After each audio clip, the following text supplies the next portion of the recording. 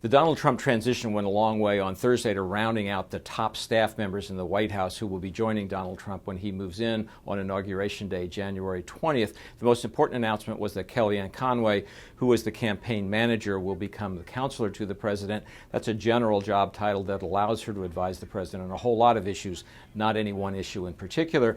The transition also announced that the communications team that had been working on the transition on the campaign, Jason Miller, the communications director, Sean Spicer, who will become the press secretary, and Hope Hicks, Mr. Trump's longtime personal press spokeswoman, will all be moving into the White House in basically those same positions. This obviously comes on top of the earlier announcement that Reince Priebus, chairman of the Republican National Committee, will be chief of staff, and Steve Bannon, who is a campaign advisor, will be the senior strategist in the White House.